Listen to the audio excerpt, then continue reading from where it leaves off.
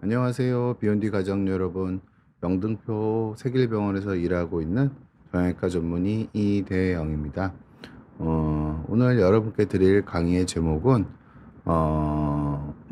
허리에 나사못 박기 전 이 수술을 알고 계신가요? 라는 제목으로 설명을 드리고자 합니다. 골절제 없는 요추 감압술이 허리 치료에서 또 하나의 선택지가 될 수 있다는 말씀을 드리고자 합니다. 예.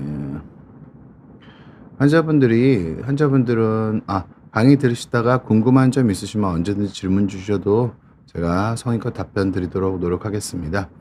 감압술을 환자분들은 이런 말씀들을 되게 많이 하세요. 감압술을 받았는데 결국 몇 년 뒤 나사못을 박았습니다라는 설명 많이 듣습니다. 그러니까 3년, 4년 간격으로 유압술을 계속 하시면서 몸이 점점 연로해지시고 그런 경우가 되게 많으시거든요. 그런데 결국 이거는 어떤 질문과 연결되냐면은요. 왜 감압을 했는데 허리가 더 불안정해질까라는 질문이랑 연결이 되어 있고요. 왜 뼈를 깎아야만 신경이 풀릴까? 왜 정말 나사못이 필요한 수술일까? 이런 것들이 의문점으로 낳게 됩니다. 척추외과 100년의 고정관념입니다. 신경을 풀려면 뼈를 깎아야 된다라는 생각이 오랫동안 있었던 게 사실입니다. 1900년도 초반에 후궁절제술이 정립이 되었고요. 1950년대에 광범위 뼈 절제술이 표준적 수술로 보급되었습니다. 1980년대에 현미경 감압술이 개발되었고요. 현미경 감압술은 현미경을 사용해서 절개는 작아졌지만 여전히 뼈를 절제하는 수술로 기본으로 이루어져 왔습니다. 2000년대에 들어오면서 내시경 치료가 도입이 됐습니다. 환자분들이 현미경 치료는 내시경 치료보다 좀 전세대 치료라고 보시는 게 맞고요. 내시경이 도입이 됐고 그래도 뼈 절제는 전제로 남아 있었습니다. 즉 발달 역사를 보면은 골 절제가 점점 줄어드는 방향으로 진행되고 있는 흐름을 가지고 있는 건 맞지만 100년 동안 의심받지 않았던 전제는 뼈를 깎지 않으면 신경을 풀 수 없다라는 내용이었습니다. 정말 그런지 이 전제부터 다시 한번 살펴보도록 하겠습니다. 뼈를 깎았으니 나사로 고정해야 된다. 그러니까 협착증은 결국 신경이 압박되는 병입니다. 그럼 그 원인은 허리뼈의 사이의 간격이 좁아졌다가 협착증을 얘기하는 게 아니고요. 허리뼈가 흔들린다는 게 협착증을 얘기하는 것도 아닙니다. 어긋나 있다는 게 협착증을 얘기하는 것도 아닙니다. 협착증은 신경에 대한 압박을 의미하는 거거든요. 그럼 필요한 치료는 감압술입니다. 근데 이 감압술을 하면서 뼈랑 관절을 절제하는 상황이 포함되는 경우가 많기 때문에 유압술이 필요했던 게 맞습니다. 보통 개방성 유압술에서는 뼈를 절제하지 않고 치료하는 게 현실적으로 거의 불가능한 게 맞습니다. 그래서 감압 과정에서 후궁과 관절을 절제하면 척추가 불안정해진다고 보았기 때문에 유압술을 하는 경우가 대부분이었습니다. 그래서 감압을 했으면 당연히 유압까지 한다는 이 관성이 굳어진 게 맞습니다. 환자분들한테 한 가지 제가 말씀드리고자 하는 거는 전방전이도 협착증과 거의 비슷한 내용이라고 이해하시면 됩니다. 보통 저희가 학술 논문을 쓸 때 많은 경우에 1도의 전방전이는 협착증과 구별해서 논문을 작성하지 않는 경우가 많습니다. 왜냐하면은 약간 2, 3mm 정도, 3, 4mm 정도 어긋난 것들은 협착증과 예후가 다르지가 않기 때문에 1도의 퇴행성 전방전이는 협착증과 환자군은 거의 구별하지 않고 같은 군으로 연구가 진행되는 경우가 매우 많기 때문에 경도의 전방전이, 1도의 전방전이에서 퇴행성 전방전이에서 예외적인 경우를 제외한다면 대부분은 협착증과 퇴행성 경도의 전방전이는 그냥 같은 병이라고 보셔도 무방하다라고 말씀드리고 싶습니다. 어찌됐든 협착증에서는 감압술을 하고 감압술 때문에 생긴 뼈 관절 절제 때문에 유압술이 필요했던 것이 맞습니다. 유압술 이후에 환자에게 그런데 유압술은 태생적으로 좀 문제를 가지고 있습니다. 좀 불편한 점이 그러니까 물론 불편한 문제를 좀 가지고 있습니다. 인접 분절의 퇴행성 변화가 30% 정도에서 생긴다고 알려져 있습니다.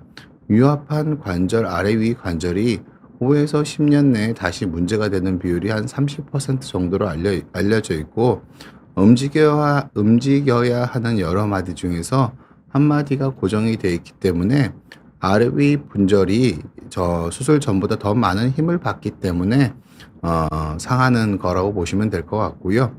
협착증은 감압술을 단독으로 하는 것 대비 현저하게 긴 일상 회복 시간이 필요합니다. 보통 2에서 3개월 정도 회복 시간이 필요하고 고령의 환자분들한테서는 유압술이 불가능한 건 아니지만 유압술이 수술의 위험도가 훨씬 더 크게 감압술에 비해서 광범위 절제와 출혈을 많이 동반하기 때문에 유압술이 훨씬 더 위험하게 작용할 수 있습니다. 그리고 유압을 하게 되면은 운동성이 상실되게 됩니다. 고정된 분절은 다시 움직이지 않고 이것은 영구적인 변화입니다. 어떤 의미에서 유압술은 척추가 튼튼해진 것이 아니라 더 이상 움직일 수 없게 된 상태라고 보시는 게 합당하다고 생각이 됩니다. 유압술은 뼈랑 뼈를 붙여주는 치료다라고 보시면 좋을 것 같습니다. 그럼 여기서 의문점이 나왔습니다. 우리는 왜 유압술을 더 할까요? 그러니까 기존에는 우리가 유압술을 피하려고 감압술을 했었던 생각이 많았어요. 유압술을 좀 줄이려는. 왜냐면 연세 높으신 분들도 많으시고 허리 수술이 어떻게 보면은 허리 수술이 너무 남용되는 걸 줄이는 것 중에서 유압술을 하는 게 워낙 대세였던 부분이 좀 많았습니다. 그래서 유압술을 어떻게 하면 피해 볼까라는 생각을 많이 해왔던 게 사실입니다. 척추외과 의사들이. 그런데 만약에 뼈를 건드리지 않는 감압이 가능하다면은 유압의 전제라는 공식부터 다시 물어야 하는 상황이 됐다고 볼 수 있습니다. 즉, 왜 유압을 더 해야 되나? 라는 질문으로 바뀌는 게 합당하지 않나라고 생각을 합니다. 그러니까 제가 꼭 말씀드리고 싶은 거는 제가 다른 선생님들과 생각이 다른 게 아닙니다. 제가 다른 선생님들보다 손재주가 더 있어서 뼈를 안 건드리고 감압을 할 수 있기 때문에 제가 유압과 감압에 대해서 드리는 설명이 다른 거지, 질환에 대한 이해가 다른 선생님과 다른 점은 매우 적다고 생각을 합니다. 그래서 의사는 외과 의사들은 자기가 하는 술기에 따라서 생각을 할 수밖에 없거든요. 그래서 뼈를 건드리지 않는 감압이 가능하다면은 대부분의 경우를 유압을 하지 않고 치료할 수 있게 되는 거는 거의 모든 선생님들이 그렇지 않을까라고 저는 생각을 합니다. 아이고, 이정도님이 질문 주셨습니다. 40대 직장인이시고 유추 2, 3번, 3, 4번, 4, 5번 디스크 탈출로 정기적 진찰을 받고 있습니다.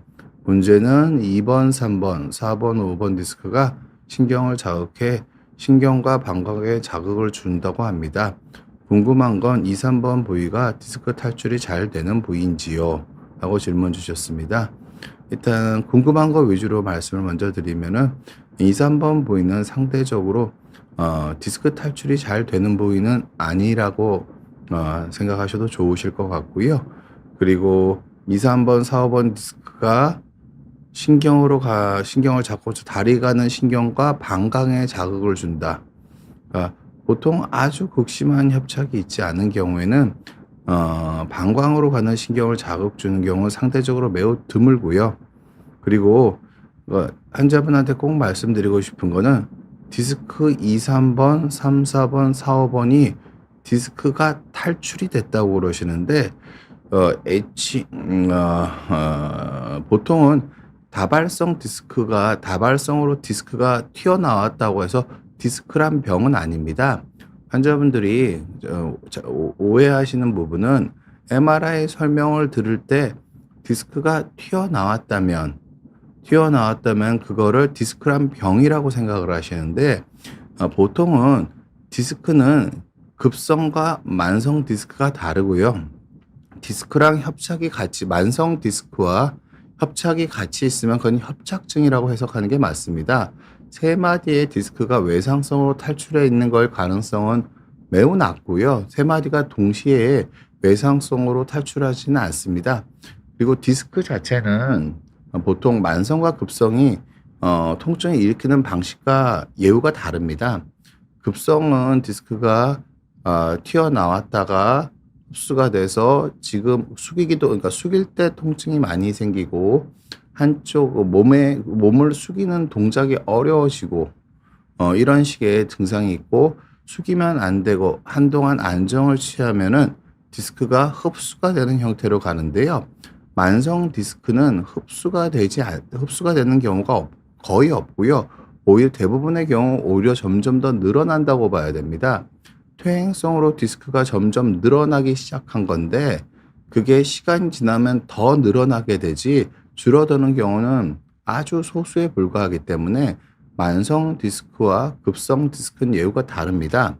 그리고 물론 제가 말씀드리는 게 그럼 점점 진행하기 때문에 환자분들이 그걸 꼭 수술을 해야 되냐, 그런 말씀을 드린 건 전혀 아니고요. 진행하는 속도만 늦어지게 된다면은 우리가 통증 없이 허리를 잘 관리하는 건 누구나 가능합니다. 통증이라는 거는 문제가 진행한 속도와 관련이 있는 거고, 단순히 속도뿐만 아니라 환자분들의 신체 노화 정도, 균형 감각, 자세, 활동 패턴, 이런 것들이 종합적으로 영향을 미치기 때문에 환자분들이 허리가 불편한 거를 신경이 눌리기 때문으로 단순화하는 논리는 그러니까 단계적으로 내 생활 습관이나 여러 가지 컨디션을 잘 조절할 수 있는 기회를 차단하는 거기 때문에 그렇게 단순한 모델로 허리 통증을 이해하시는 거는 허리에 대한 올바른 관리를 방해하는 거일 가능성이 있어서 이정도님께서는 그러니까 다발성으로 디스크가 튀어나와 계시고 전체적으로 늘어난 형태면은 진료를 보시는 선생님이랑 같이 가셔서 이걸 협착으로 해석할 수 있는지를 한번 여쭤보실 필요가 있습니다. 왜냐하면 환자분들이 이해하신 협착에 대한 이해가 디스크에 대한 이해가 급성 디스크에 대한 이해를 만성 디스크에 대한 이해로 같이 가지고 계시는 경우가 많아서 제가 설명을 드리는 겁니다. 급성 디스크는 숙이지 않아야 되고 일정 시간 안정을 취하면은 대부분 증상이 완화되는 경우로 갑니다. 네, 그래서 일시적으로 활동량을 좀 많이 줄일 필요가 있는 거고, 숙이는 활동을 줄여야 되지만 만성 디스크, 즉 협착을 구성하는 디스크에서는 오히려 어디까지가 그러니까 숙이는 동작을 금지하실 필요는 전혀 없고요. 오히려 몸의 균형 감각을 잃지 않고 코어가 약해져서 허리 자체가 더 빨리 만성 통증으로 가게 되면은 만성 요통은 몸의 자세 조절 기능, 복행근의 자발적 수축을 억제하는 경향이 있기 때문에 만성 요통으로 가서 몸의 자세가 불량해져서 생활 패턴이 나빠지는 일이 생기지 않도록 막을 필요가 있습니다. 이렇게 생활 패턴이 한번 나빠진 생활 패턴 자체가 허리가 더 아파지는 이유가 될 수 있기 때문에 그렇습니다. 그래서 선생님 이정도님께서는 내가 급성 디스크인지 아니면 만성 협착증에 가까운데 만성 협착증인데 디스크는 튀어나온 상태인지를 구별하실 필요가 있을 것 같습니다. 일반적으로는 높은 확률로 협착을 구성하는 디스크실 가능성이 크지 않나라고 조심스럽게 생각을 해보겠습니다. 4월님께서 질문을 주셨네요. 협착증과 척추 전방 전이증이 같이 있어서 뼈를 깎아내고 요합술을 해야 된다는 진단을 받았습니다.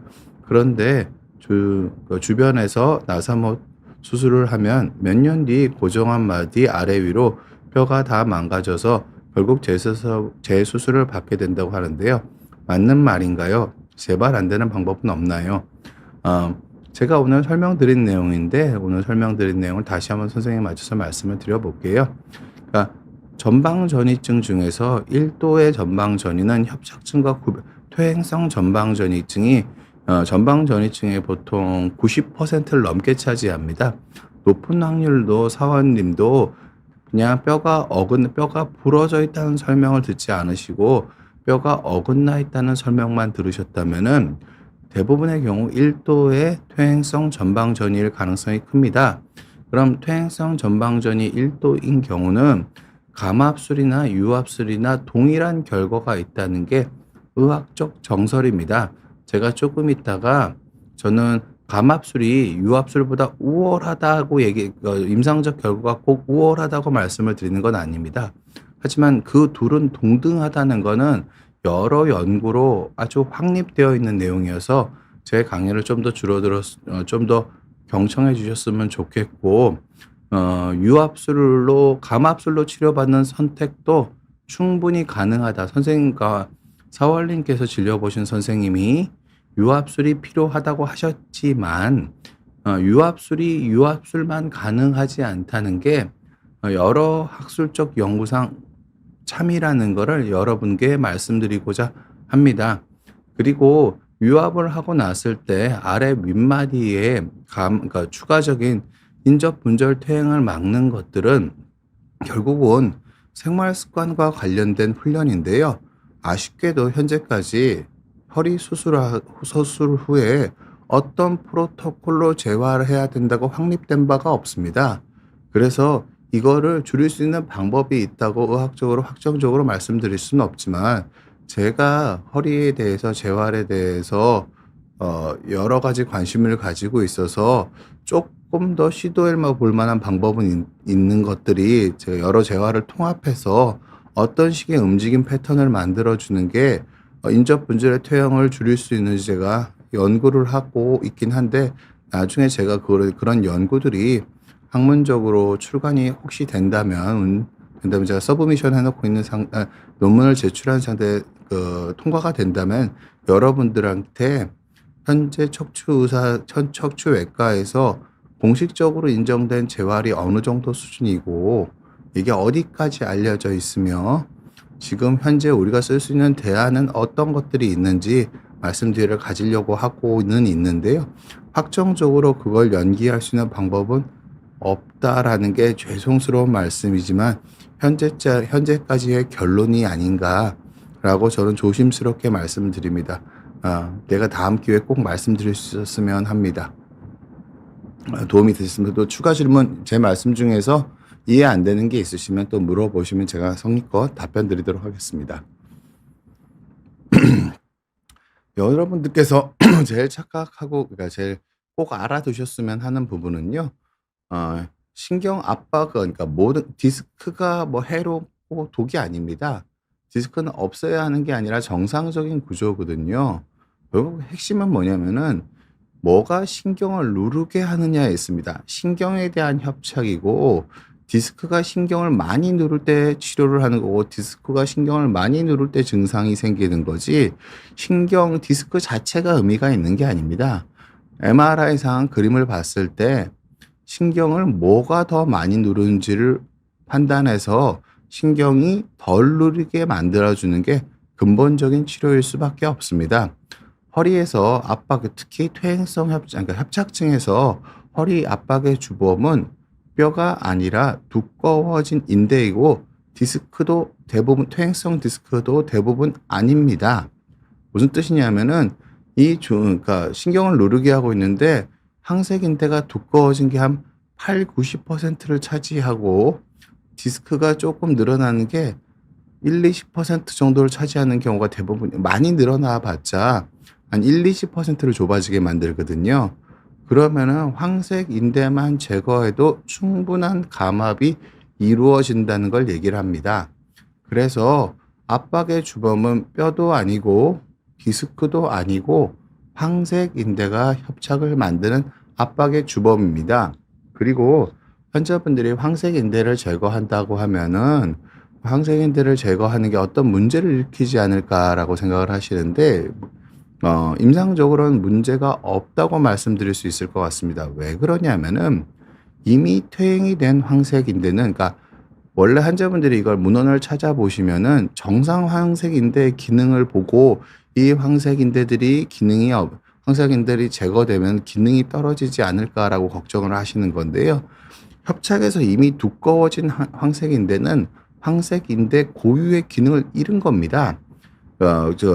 일라스틴이라는 성분이 이미 감소해서 황색인대가 원래 가졌던 탄력성을 잃은 구조고요. 두꺼워지고 딱딱해진 조직, 원래 인대 고유의 기능을 잃은 조직이 신경을 압박하고 있을 뿐입니다. 그래서 이미 척추를 안정화하는 기능은 없어진 상태고 그저 압박 덩어리일 뿐이고, 어차피 허리의 퇴행성 변화가 진행했다는 것 자체는 허리뼈 자체의 가동성이 이미 떨어진 상태이기 때문에 황색인대가 갖는 굴곡 상태에서 안정성이 허리에서 별로 중요한 기능이 아닙니다. 그래서 퇴행이 된 황색인대는 제거해도 구조적 안정성은 소실되지 않는다고 보시는 게 합당합니다. 아리랑 군님께서 질문 주셨네요. 중학생 아들이 작년에 MRI 찍고 허리 디스크 판정을 받았습니다. 신경주사, 감압치료, 도수치료를 같이 받으면서 치료 중인데 계속 아프다고 해서 수술을 고민 중입니다. 요추와 천추 사이에 5번, 1번 사이 디스크가 많이 나와 있다고 하는데 말씀하시는데 수술하는 게 맞을까요? 제가 여러분들께 수술에 대해서 보통 말씀을 드리는 거는, 수술은 안 아프게 하는 게 첫 번째가 아니라 추세를 바꿀 필요가 있을 때 수술을 선택하시는 게 필요하지 않나라고 생각을 합니다. 무슨 뜻이냐면은 오늘 안 아프게 하는 거는 통증 치료로 해결하시는 게 맞고요. 근데 이 통증 치료를 계속해도 추세적으로 점점 더 나빠지는 부분이 있다면은 수술적 치료를 고려하시는 게 맞습니다. 무슨 뜻이냐면 통증 치료라는 거는 근본적으로 신경이 눌려 있는 상태를 개선해 주지 않는 겁니다. 신경은 눌려 있지만 눌려 있는 상태에서 젊으신 분이고 이게 외상성 디스크라면은 디스크 모양이 되게 중요합니다. 전체적으로 늘어난 디스크라면은 이게 다시 줄어들 가능성이 매우 낮기 때문에 오랫동안 불편하셨다면은 디스크를 제거하는 수술을 고려하실 수도 있습니다. 그런데 이 디스크가 단순히 디스크가 튀어나온 게 아니라 튀어나온 것 중에서도 수액이 바깥으로 빠져나오고 날카롭게 돌출된 형태라면은 통증 치료를 잘하고 일정 시간 잘 쉬어주면은 이게 줄어들 가능성이 있다고 보시는 게 맞을 것 같습니다. 제가 그냥 조심스럽게 조언을 드린다면 아리랑 군님께서는 MRI를, 그러니까 불편하신 지가 좀 작년에 그랬고 지금 올해 중반이니까 1년 7개월 이상 지난 거니까 통증이 계속 있으시다면 통증 마저만 가지고 판단하시지 마시고요. MRI를 한번 찍어 보셔서, 그러니까 원래 순수 외상성 디스크는 3개월 정도면은 MRI가 디스크가 흡수가 되는, 신경의 압박이 줄어드는 게 보여야 됩니다. 관리가 잘 된다면. 그래서 디스크 자체가 줄어들어 있는지 안 줄어들어 있는지를 줄어들었는지 그대로인지 더 튀어나와 있는지를 받아보시는 게 좋습니다. 진료 보시는 선생님한테 MRI를 다시 한번 찍어보는 걸 한번 전 추천드리고 싶고요. 튀어나와 있는 디스크의 모양이 급성에 해당하는지 만성에 해당하는지, 흡수될 만한 것들은 어떤 부분이 있고 최종적인 상태가 어떤 식으로 안정화될 것 같은지 같은 것들을 하나하나, 이거는 어떻게 보면 MRI 형태를 가지고 해석하시는 부분이기 때문에 의료진의 도움을 받을 수밖에 없습니다. 그래서 진료하시는 선생님이랑 하나하나 잘 상의를 보셨으면 합니다. 그리고 제가 환자분들한테 말씀드린 것 중에서 신경주사, 감압치료, 도수치료라고 말씀하는데, 신경주사라는 게, 그러니까 저는 환자분들한테 생활 습관을 어떻게 바꾸는지에 대해서 인지재활 쪽에 제가 좀 관심이 많아서, 왜냐하면 디스크라는 것 같은 경우는 신경주사라는 거는 결국 통증을 못 느끼게 하는 거지, 그러니까 안 아파진 상태에서 내 생활 습관이, 그러니까 원래는 디스크가 튀어나오는 것 자체가 대부분의 경우 한 번의 외상인 경우는 매우 적고요. 반복된 외상, 반복된 나쁜 자세로 허리 디스크 내부에 퇴행이 상당히 진행한 다음에 약간 더 무리가 가는 상황에서 디스크가 바깥으로 튀어나오는 형태가 대부분입니다. 외상의 기존의 외상의 징후가 없이 디스크만 예쁘게 튀어나오는 경우는 젊은 사람에서도 30%가 되지 않는다는, 30% 3분의 1 이하의 빈도로 나타난다고 되어 있기 때문에 환자분의 나쁜 생활 패턴이 디스크가 튀어나오게 된 근본 이유인데, 이 나쁜 생활 패턴을 다시 정상화하기 위한 훈련에 대해서 어떻게 보면은 현대의학이 잘 설명되지 못하고 있는 부분이 있어서 제가 그런 걸 좀 집대성해서 책을 쓴 거고, 하지만 그거에 대해서는 제가 나중에 기회가 있으면 좀 알려드리도록 하고요. 감압 치료라는 게 뭐 일시적으로 상하체를 당기는 것 자체가 서 있을 때 압력을 줄여준다고 보기엔 좀 어렵고요.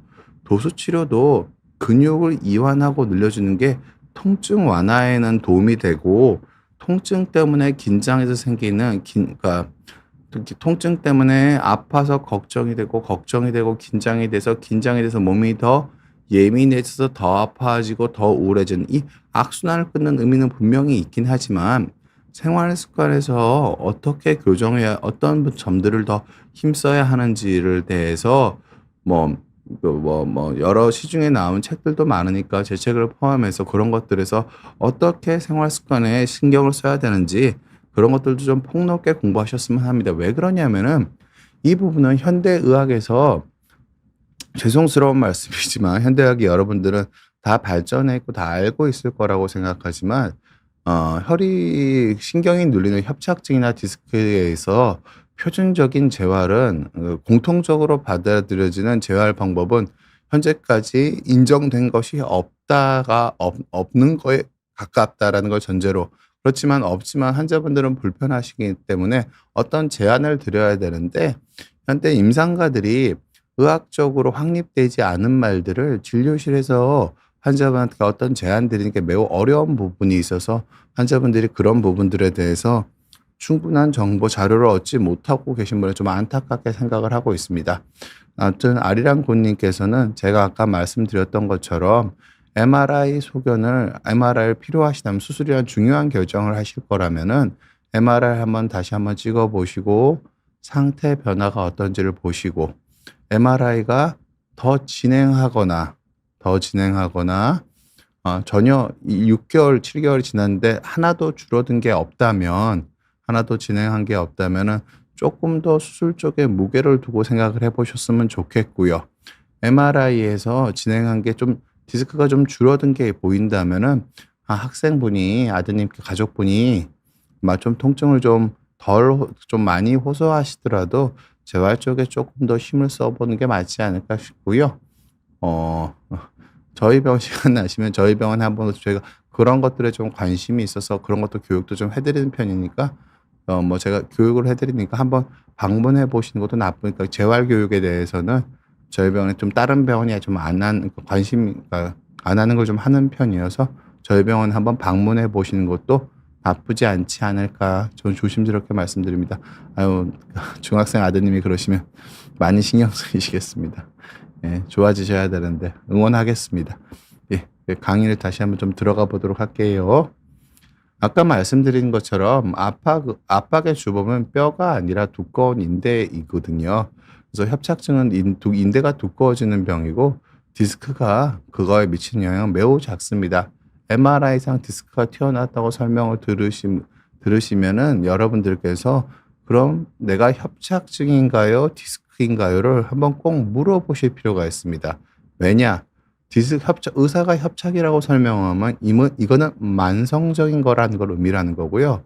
의사가 디스크가 튀어나왔다가 아니라, 디스크란 병이라고 얘기한다는 건 급성기를 의미하는 거고, 시간이 지나면 좋아질 거란 걸 의미하는 건데, 의사한테 판단을 듣지 않고 디스크가 튀어나왔다는 설명만으로 디스크라고 이해하시는 거는 조금 질환의 치료 양상이나 대처법이 완전히 달라져야 되는 부분이기 때문에 그 환자분들께서 설명을 들으실 때 디스크가 튀어나왔다고 MRI 설명을 들으시더라도 꼭 이게 협착증에 더 가까운 형태인지 디스크에 더 가까운 형태인지를 꼭 물어보셨으면 합니다. 왜냐하면 현재로서는 환자분들이 그러니까 실질적으로 40 대 50 대가 넘어가면 협착이 더 많은 병이라고 훨씬 더 흔한 병이라고 여러 통계적인 자료에 나와 있는데 현재 요새는 환자분들이 다 이걸 디스크로 오해하고 계신 부분들이 많더라고요. 내가 허리가 아픈 게 협착 때문이라 디스크라고 생각하시는 분이 일반적으로 저희가 학술적으로 보는 퍼센트보다 훨씬 더 많은 분들이 내 문제를 디스크라고 오해하시는 경우가 많으셔서 그분들은 선생님들께서 비욘드 시청자분들께서는 안 아프셔야겠지만 혹시 통증이 있어 진료를 보실 때는 내가 협착 우세인지 디스크적인 부분으로 질환을 생각해도 되는 디스크란 병으로 질환을 생각해도 되는지를 꼭 치료하시는 선생님이랑 상의해 보셨으면 하는 제가 말씀 좀 드립니다. 예. 강의는 조금 더 언제든 또 질문 주십시오. 제가 최대한 성의껏 답변 드리도록 노력하겠습니다. 제가 다음 단계로 넘어가면 NOLD란 무엇인가? 논 오스테오토미, 골 절제 없는 요추 감압술, 논 오스테오토미 럼바 디컴프레션입니다. 비골절제 요추 감압술이라고 부르는 거고요. 제가 보통 2개의 페이퍼로 2개의 학술적인 논문으로 이게 기술적으로 가능하다는 걸 입증했습니다. NLBD, 그러니까 비후궁절제, 그러니까 중심관 협착증에서 후궁을 절제하지 않고 양쪽으로 신경이 나가는 가지까지 감압을 하는 걸 NLBD라고 하고요. 비관절 절제 추간공 감압술, 그러니까 추간공 협착증에서 관절을 절제하지 않고 추간공을 감압하는 게 NFFD라고 부릅니다. 그래서 이 2개를 합쳐서 요추의 협착증은 척추관 협착증과 중심관 협착증 이 2가지가 있거든요. 그래서 이 2개를 합쳐서 동시에 실행이 가능하기 때문에 NOLD라고 부르는 거고, 제가 이게 가능하다는 거를 학술적으로 입증을 한 겁니다. 기본적으로는. 무슨 뜻이냐면은 제가 이걸 아시안 스파인 저널 그 저명한 국제 학술지에서 동료 심사를 거쳐서 통과한 국제 학술지입니다. 이제 학계가 어느 정도 검증했다고 볼 수 있을 거고요. 그런데 이 학계의 검증이라는 게 제가 이런 술기를 하는 게 가능하다는 거를 입증한 거라고 보시면 됩니다. 그래서 이런 선택지가 있다는 거를 여러분들한테 알려드리고 싶습니다. 2024년과 2025년에 국제 동료 심사를 통과해서 국제 학술지에 게재가 되었습니다. 척추관 협착증과 추간공 협착증에 대해서.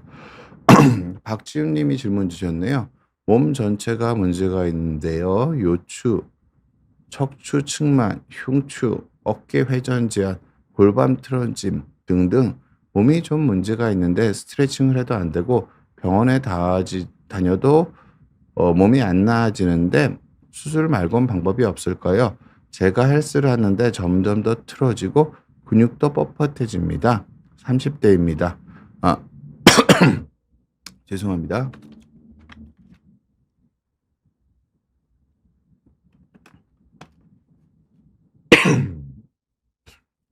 보통은 환자분 말씀을 들으면 제가 박지훈님 방송 보고 계시면 다시 질문 주셨으면 합니다. 보통 저런 거를 뭘 수술을 하라고 말씀을 들으셨는지 보통은 지금 말씀하시는 걸로 여러 군데가 아프다고 말씀을 주신 게 맞는데요. 수술은 안 아파지게 하는 수단이 아니라 추세를 반전시키기 위한 수단이라고 보시는 게 맞을 겁니다. 그 어떤 구조적인 문제도 진행 속도가 충분히 느려진다면은 통증 없이 지내는 게 가능하거든요. 제가 환자분들을 뵈면은 협착이 너무너무 심해서 신경이 20분의 1로 줄어들어도 별 통증 없이 걸으시는 분들이 많거든요.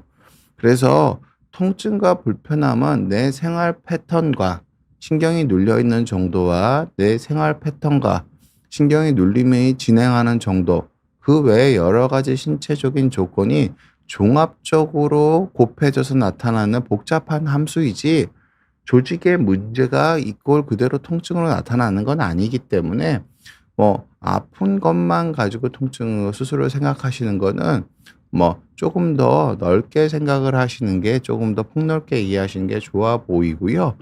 그리고 요추 그러니까 척추 측만 자체는 40도 정도가 휘어도 휜 거 자체로는 뼈가 휘었다고 아프다고 생각하시는 분들이 되게 많으세요. 뼈가 어긋났다고 아프다고 생각하시는 분들도 많고 뼈 사이의 간격이 좁아져서 아프다고 생각하는 분들은 너무너무 많은데 그건 제가 다시 한 번 더 따로 기회가 있으면 강의를 드리겠지만 전혀 사실이 아닙니다. 왜냐하면은 연세 드신 분들 중에 별다른 허리 통증 없이 잘 지내시는 분들 보면은 허리뼈가 어마어마하게 어긋나 있는 분들도 많고요. 뼈 사이의 간격이 엄청나게 좁아져 있는데 허리 하나도 안 아파하시면서 걷는 분들이 많으세요. 근데 막상 아프신 분이 엑스레이를 찍어 보고 뼈가 간격이 좁아져서 아프다면 직관적으로 잘 그런 류의 설명을 들으시면 직관적으로 그럴 거라는 생각이 드시는데 대부분은 그러니까 허리의 통증을 뼈로 설명하지 않는 이유가 무슨 뜻이냐면은요. 척추증이라고 안 부르고 우리는 협착증이라고 부릅니다. 퇴행성 척추의 척추의 퇴행성 관절염이 실제로 통증을 많이 일으킨다면 우리가 협착증이란 이름으로 부르지를 않습니다. 협착증이 거의 아주 많은 질환을 타행하는 어떤 의미에서 임상적 신드롬에 가까운 부분도 있긴 하지만 여러 가지 진단을 합쳐 놓은 거기 때문에 그러니까 보통 허리가 뭐 척추의 측만이 있다고 허리가 통증의 원인이라고 생각하실 필요 없으시고요. 요추 측만이 있다고 통증의 원인이라고 생각할 필요 없으시고요. 어깨 회전 제한이 있다고 통증의 원인이라고 생각하실 필요 없으시고 골반에 틀어짐이 있다고 골반이 엄청나게 틀어져 있고 장애인들 분들 보거나 어떤 이유에서 다리가 길이 차이 나시는 분들 보면은 골반이 정말 많이 틀어져 있지만 아무 불편감 없이 지내시는 분들이 너무너무 많습니다. 그래서 환자분이 지금 말씀하신 문제만으로는 통증의 원인에 대해서 환자분이 어쩌면 조금 더 정보를 주시면은 제가 환자분이 수술적 치료가 필요한지 안 필요한지 조금 더 조언을 잘 드릴 수 있을 것 같습니다. 그래서 뼈의 틀어짐이 아픔의 원인일 거라고 생각하시는 건 의학적 근거가 매우 약한 말이다. 확률이 0은 아니겠지만 의학적 근거가 매우 약한 말이고 의사가 매우 약한 말이라고 얘기하는 거는 일반인들은 없다라고 이해하시는 게 대부분은 더 좋은 생각이십니다. 대부분은 옳은 경우가 많습니다. 나는 나님께서 질문 주셨네요. 전방전이증입니다. 유압수를 밖에 답이 없나요? 최대한 나서 박는 유압수는 하기 싫어요. 70대 중반입니다. 제가 아까 말씀드렸지만 1도의 퇴행성 전방전이는 협착증과 구분하지 않고 의학적 논문을 씁니다. 이게 무슨 뜻이냐면 예우가 같다는 뜻이에요. 척추뼈가 어긋났다고 해서 유압술만 해야 하지 않는다는 게 제 오늘 강의의 핵심 내용이어서 선생님도 아주 90% 이상은 1도의 퇴행성 전방전이시거든요. 학술적으로 유압술밖에 답이 없지 않습니다. 네, 선생님을 진료보신 선생님이 그렇게 말씀하실 수는 있으세요. 왜냐하면은 의사가 자기가 그러니까 그래서 아무튼 제가 그 말씀 좀 조심스럽고 어찌됐든 전혀 그렇지 않습니다. 감압술로 치료가 가능하고 간압술로 치료가 가능하다고 생각하는 선생님을 분명히 찾으실 선생님 환자분들께서 선택의 자유가 있으신 거니까 저도 괜찮고 잘 찾아보시면은 감압술로 능히 치료가 가능하다고 말씀하시는 선생님이 있으실 거고요. 그래서 잘 찾아서 치료받아 보셨으면 합니다. 유압술만이 답은 아닙니다. 단정적으로 말씀드릴 수 있습니다. 그 내용은 제 강의에 조금 더 나오게 될 것 같아요. 제가 그럼 강의를 조금 더 나는 나님께서 그 내용을 보실 수 있도록 제가 설명을 좀 진행을 하고 다음번 질문에 답을 해드리도록 할게요. 슬라이드 부탁드릴게요. 이거는 그러니까 팩트입니다. 그 의사들끼리 반박하지 못하는 사실이 이런 거거든요. 환자분들은 이게 의사들끼리 반박할 수 없는 내용입니다. 무슨 뜻이냐면은 노르웨이에서 한 5년 추적한 다기관 무작위 대조군 연구인데요. 이게 매우 강력한 거기 때문에 이 결과에 대해서 결과 논문 구조에 대해서는 좀 비판이 가능할 수는 있겠지만 유압수를 한 거랑 감압수를 한 거랑 결과의 차이가 없습니다. 5년 동안 살펴봤는데 여러 기관에서 수많은 케이스를 재수술률도 별 차이가 없고요. 그러면 제가 감압술이 더 좋다고 얘기하는 게 아닙니다. 유압술과 감압술은 결과 차이가 없다면 환자분이 조금 더 감압술로 치료하고 싶다면 감압술로 치료하시는 게 맞다고 말씀드리는 겁니다. 환자분께서. 그래서 감압술로 분명히 치료할 수가 있고요. 나사를 더해도 호전율도 재수술도 의미 있게 나아지지 않았습니다. 이거는 확립된 사실이고요. 또 하나 더 보여드릴게요. 7만 7천 명의 환자를 조사했습니다. 보통 한 명의 임상의사가 아무리 환자를 많이 봐도 7만 명 못 봅니다. 아무리 신이어도 그렇게 볼 수가 없거든요. 5년, 아까는 5년 동안 다기관이 관찰한 거였고요. 대조군을 설정해서 한 거, 엄밀한 연구에서 이렇게 나온 거고요. 7만 명의 환자를 찾아봤는데 유압술은 통증 호전, 기능 회복, 삶의 질 모든 지표에서 감압술 단독에서랑 차이가 없다. 여러 논문을 리뷰한 겁니다. 2018년 결과입니다. 유압술은 임상적, 제가 감압술이 더 낫다고 말씀드리는 게 아니에요. 유압술이랑 감압술은 차이가 없으니까 감압을 하고 싶은 분은 감압을 선택해도 된다. 이게 의학적 사실입니다. 그래서 이거는 선생님께서 자신 있게 선택을 하셔도 됩니다. 내 앞에 계신 선생님께서 유압을 조금 더 권유를 하시더라도 감압을 전문적으로 하셔서 하시는 선생님이 있다면은 감압을 하시는 선생님이랑 상의하셔서 치료를 결정하셔도 좋다는 강력한 학술적 근거고요. 이건 의학적, 그러니까 어떻게 보면은 환자분들 앞에 계시는 단일 의사 선생님보다 이게 훨씬 더 권위가 있는 자료라고 보시면 돼요. 그러니까 유압이 나쁘다는 게 아니에요. 유압이랑 감압이랑 결과가 같기 때문에 환자가 원하시면은 감압을 하셔도 괜찮다라는 말씀을 드리는 겁니다. 이렇게 정리하도록 할게요. 오해는 안 하셨으면 좋겠습니다. 예, 나니나님께서요, 좀 답을 좀 답변이 좀 되셨으면 합니다. 예, 의기양양님께서 질문 주셨네요. 운전 업무를 하고 있어서 허리 치료를 받고 싶어도 생업 때문에 오래 입원할 수가 없어요. 원장님께서 말씀하시면 요추 감압술을 받게 되면 입원 기간 얼마나 되는지, 그리고 언제부터 다시 출근이나 운전, 걷기, 운동 같은 것이 가능한지 궁금합니다. 이 부분은, 그러니까 제가 몇 가지 전제를 먼저 깔고 말씀을 드릴게요. 수술하고 회복이 어떻게 되는지에 가장 큰 영향을 미치는 요소는 환자분들의 수술 전의 활동량입니다. 협착이 오래돼서 30m밖에 못 걷던 분이랑 협착이 있긴 있는데 내가 많이 아파하시긴 하는데 한두 시간 잘 걸으시던 분이 30-40분 잘 걸으시던 분이랑 수술을 하고 나서 결과가 같을 수 없겠죠. 이거 환자분들은 대부분, 그리고 걸을 때 내 자세가 어떤지 잘 모르세요. 실은 그걸 잘 모르니까 사람이 낙성을 하는 거거든요. 걸을 때 자세가 괜찮으셨던 분이랑 걸을 때 자세가 나쁘셨던 분이랑 수술하고 균형 잡는 능력이 같을 수가 없습니다. 근데 이런 것들을 빼고 과도하게 단순한 모델로 뭔가를 설명하려면 설명이 잘 안 되는 게 맞습니다. 그래서 그런 거에 대한 종합적인 고려가 필요한데, 의기양양님께서는 보행 거리가 30분 이하로 줄어들지 않으셨고, 그리고 걸을 때 너무 많이 흔들리지 않으신다면은 저는 입원할 때, 그러니까 저는 골절제 없는 감압을 하는 거야. 의사마다, 그러니까 골절제 양의 자기 능력과 철학에 따라 달라서 골절제량이 많으면 초기 통증이 클 수밖에 없고, 골절제량이 많으면은 수술 부위가 초기에 빠르게 쓰면 다칠 위험이 있습니다. 수술 부위가 구조적으로, 그러니까 뼈를 건드리는 게 조금 있으면 안정이 되겠지만 구조적으로 약해지는 뼈를 건드리는 게 잠재적으로 구조적으로 약해질 가능성이 있기 때문에 환자분들 조기 거동이 허리를 망가뜨릴 수 있는데, 제가 하는 거 기준으로 설명, 저는 그냥 최소, 다른 선생님들도 뼈를 충분히 적게 건드리시는 분은 저처럼 말씀하실 수 있으실 거예요. 저는 뼈를 아예 안 건드리기 때문에 활동량이 괜찮고 자세가 괜찮으신 분은 전 입원할 때 차를 가지고 오라고 얘기를 합니다.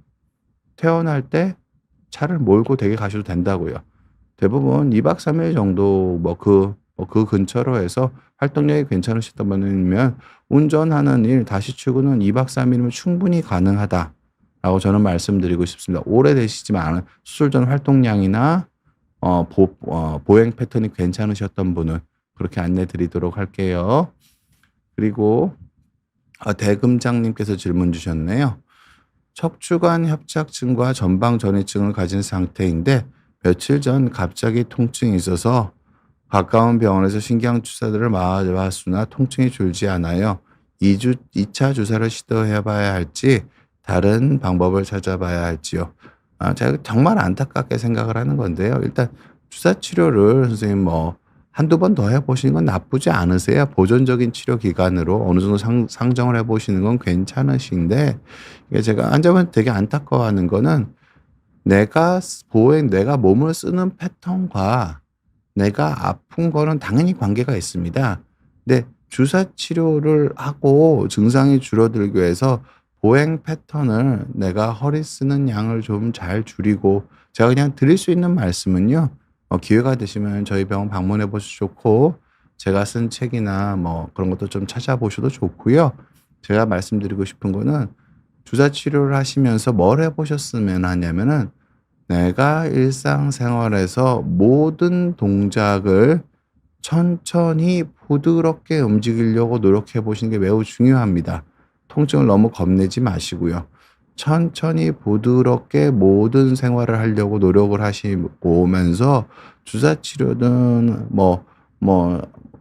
어느 정도 시간 간격이 있으셨다면은 한두 번 더 해 보시는 건 문제가 없습니다. 근데 주사 치료를 하면서 내 활동량을 그대로 유지하려고 하는 게 아니라, 많이 불편하시다면은 내가 활동량을 좀 줄이고 내 일상의 모든 활동을 천천히 부드럽게 하려고 노력을 하시면서 주사 치료를 한두 번 더 하시면서 방향성을 잡아 보시는 게 어떨까라고 대금강님께는 제가 추천드리도록 하겠습니다. 슬라이드 부탁드릴게요. 실제 환자입니다. 보통 76세 여자 환자분이시고 1번부터 5번까지 다분절 협착증이 있으셨는데, 수술하고 1일째, 그러니까 여기 보시면은 네 군데가 이렇게 좁아져 있었는데 치료하고 때 넓어지고, 치료 때 넓어지고 넓어졌습니다. 3년 후에도 넓어진 건 잘 유지가 되고 있습니다. 나스못 박지 않았고요. 이분은 실은 제 어머니입니다. 제 가족들, 의료계 선배님들이나 제 가족들한테 권할 수 있는 치료가 맞습니다. 나사못 없이 3년 후에도 안정적으로 관리가 되고요. 의사로서 일관된 선택이고, 앞으로도 이런 부분들이 좀 더 늘어날 수 있도록 저는 열심히 제 학술적인 활동을 해 나가고자 합니다. 네.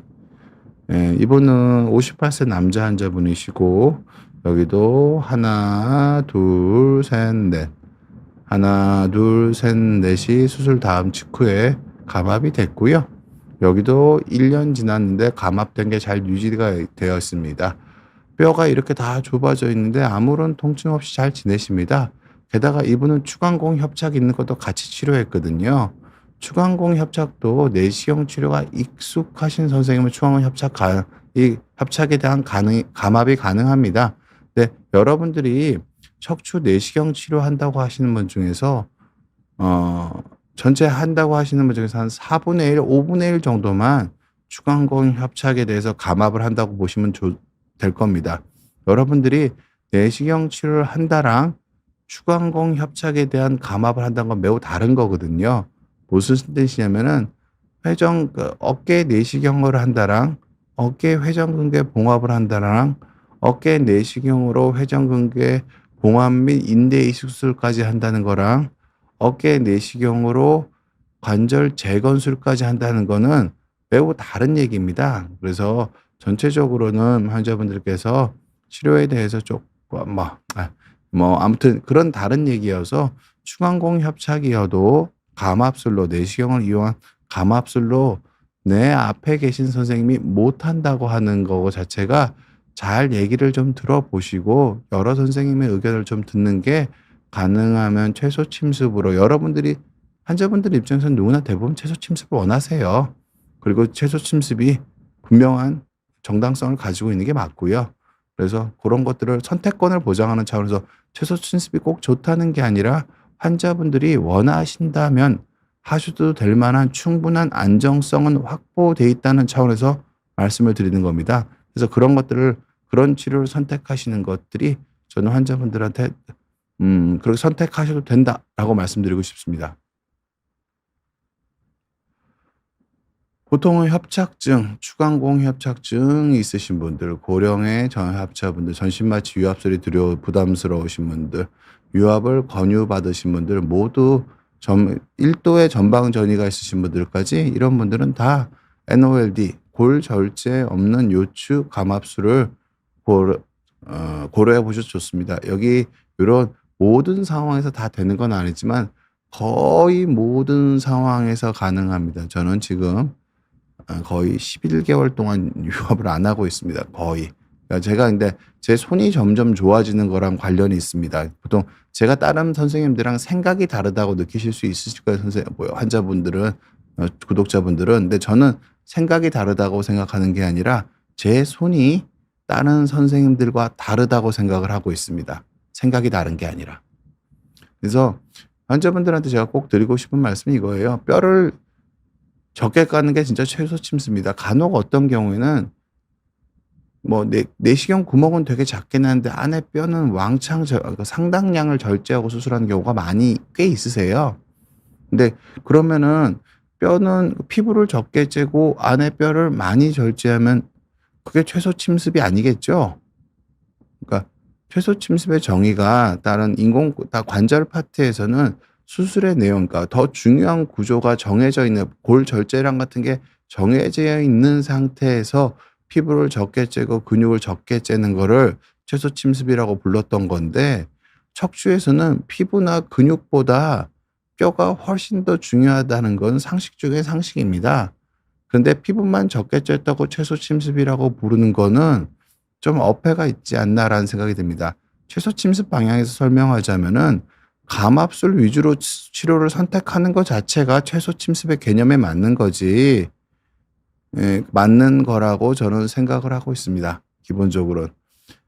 절개가 작으면 최소 침습이 아니라 NOLD의 관점에서는 절개보다 정상 해부학을 얼마나 보존했느냐가 최소 침습의 기준으로 봐야 될 것 같고요. 척추뼈는 한 번 깎으면 다시 돌아오지 않습니다. 수술 결정 전에 한 번 더 물어보셨으면 하고요. 뼈를 깎는 게 꼭 필요한 건지 꼭 한 번 더 치료받으시는 선생님들이랑 상의해 보셨으면 하고요. 제가 다른 척추 선생님들이랑 다른 얘기를 하는 게 아니라 그냥 집도에 제 손이 잘 움직이기 때문에 그런 거라고 부끄럽지만 그렇게 말씀드리도록 하고요. 다른 여러 선생님들 중에서도 손이 잘 움직이시는 분들이 점점 많이 생기고 있을 겁니다. 그런 분들이랑 잘 상의해 보셨으면 합니다. 예, 오늘 제가 선택의 폭이 제가 뭐가 더 좋다니까 선택의 폭이 넓다는 거를 여러분들이 꼭 아셨으면 다른 선택이 있는지를 모르고 선택의 자유가 있는데 강요된 선택을 하시는 분들이 많아서 제가 오늘 안타까운 마음에서 여러분께 강의를 설명드렸습니다. 긴 시간 강의 경청해 주시고 질문해 주시면 너무너무 감사드리고요. 행복한 주말 보내셨으면 합니다. 여러분 건강하십시오.